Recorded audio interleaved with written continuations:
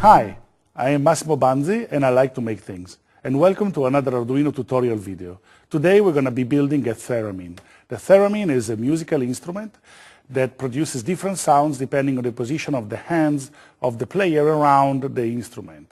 In this particular case, we're going to be building a very simple theremin using a light sensor as a way to capture the position of the hand of the player from the Arduino. You'll be using a photoresistor to detect the amount of light, and from the amount of light we are going to guess the distance of the player's hand from the sensor. So here we have a piezo buzzer. The piezo buzzer produces sounds every time it's turned on and off. So, and it's connected with the wire to pin number 8. While here we have a light sensor connected to analog input 0. So the light sensor detects the amount of light that hits the surface of the sensor.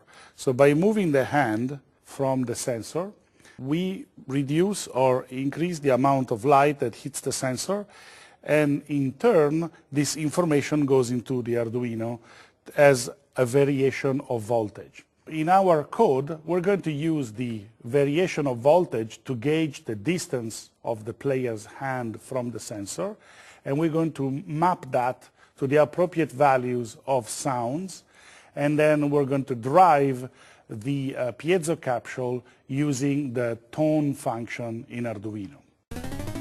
Let's start building the circuit. The first thing to do is to connect the power bus with a red and black wire to the two strips on the side of the breadboard. Then we connect the piezo buzzer. Since the piezo buzzer is a bit tricky to mount, we have to prepare the two wires at the right distance on the breadboard and then plug in the piezo in the correct lines on the breadboard. Now let's place the photoresistor. Here is the photoresistor. We place it on the breadboard. We connect a resistor between this leg of the photoresistor and ground. Then we have another wire going from the 5-volt rail to the other side of the photoresistor. And then one wire connects the photoresistor and the resistor here to the analog input 0 of the Arduino. So in this case we have set up a sensor that reads the amount of light and converts that into voltage that we can measure with Arduino, and then we have connected an actuator, the piezo capsule, that produces sounds, and now we're going to write a piece of software that ties them together. The software that we are going to be using with this project starts off with a 5-second calibration period. So during this time, you will move your hand near the sensor like this to let the Arduino calibrate the values that represent the minimum and the maximum amount of light that can hit the sensor. After those 5 seconds, Arduino will start the main loop. And during the main loop, we have a very simple structure. We read the amount of light in terms of voltage applied to the analog in, and then we convert that to a suitable frequency to play on the piezo speaker, and then we use the tone function in order to play that sound. Let's look at the code. We start off at the beginning defining a few variables. The first one is called sensor value. It's an integer variable that stores the values read from the light sensor. After that, we define two variables called sensor low and sensor high, and these are used in the calibration phase to determine which one was the minimum and the maximum value read from the sensor. So where's the trick? As you can see, we are defining the variables. Sensor low starts off as 1023, and sensor high starts off with 0. This is done on purpose to make sure that if we read a value from the sensor, it will always be less than 1023. So if we start with sensor low at 1023, we make sure that the first value that we read will be less and the calibration can operate correctly. At the same time, we are using sensor high and setting it up at 0 so that any value that we read from the sensor will hopefully be more than 0. After these variables, we define the classic constant LED pin, and we assign 13 because we're going to use the LED to signal when the calibration phase is over. In the setup, we have pin mode defining pin number 13 as an output. And then we digital write onto LED pin high, so we basically turn on the LED to signal that the calibration phase has begun. Then here we have an interesting piece of code. It's a while loop that uses the millis function to make sure that the calibration phase lasts for exactly 5 seconds. So how's that done? So the millis function is a function that returns the number of milliseconds that have passed since the last time that the Arduino board was turned on or reset. So every time you upload code, or you press the reset button, or you plug the power, the Arduino starts from 0 milliseconds, and millis will return a number that grows as time goes by. What we're going to do here is that since this code is exactly at the beginning of the setup, it's happening in a very few milliseconds right after the board was turned on. So by doing while millis less than 5,000 that we have here in the while loop, we make sure that the code within the while loop is executed only during the first 5 seconds that the board has been turned on or reset.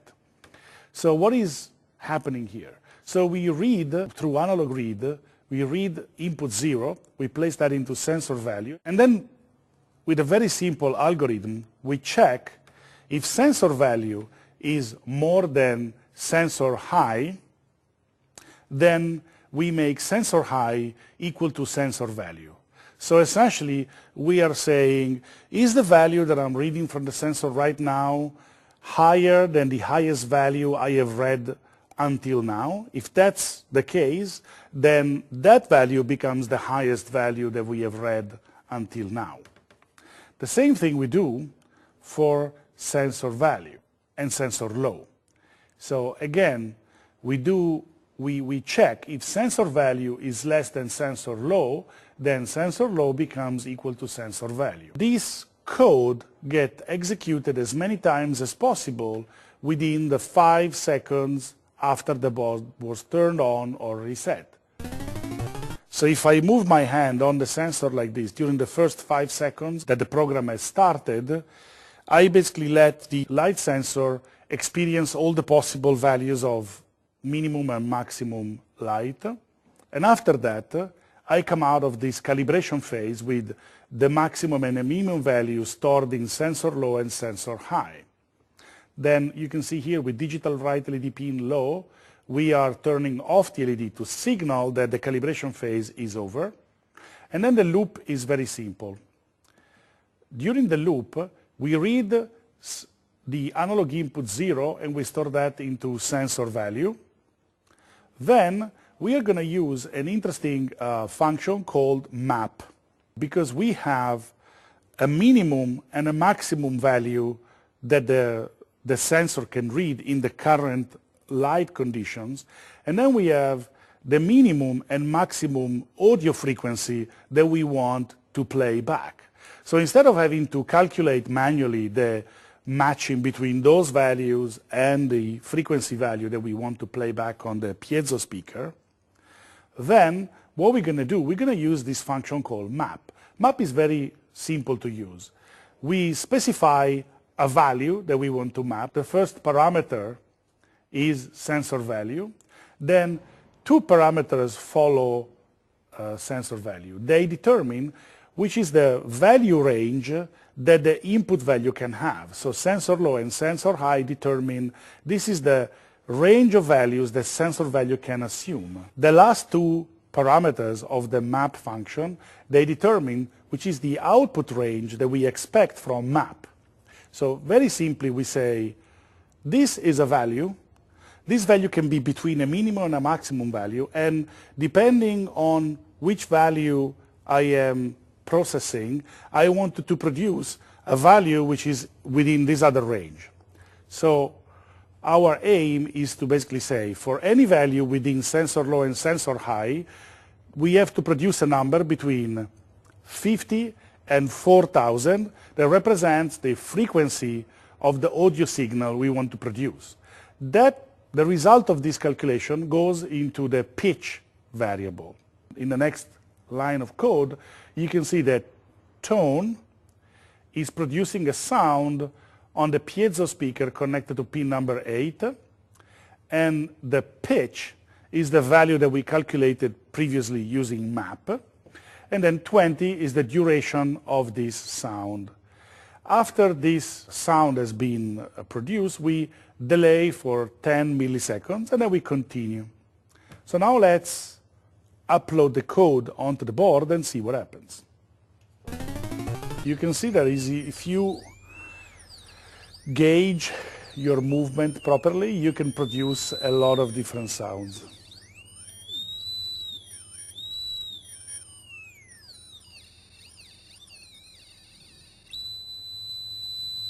I'm sure that you will find this project funny, probably for the first 5 minutes. Then the sound will become too annoying and you will be prompted to do this. So, thank you for listening. So now you have to build it, hack it, and share it, because remember that Arduino is you.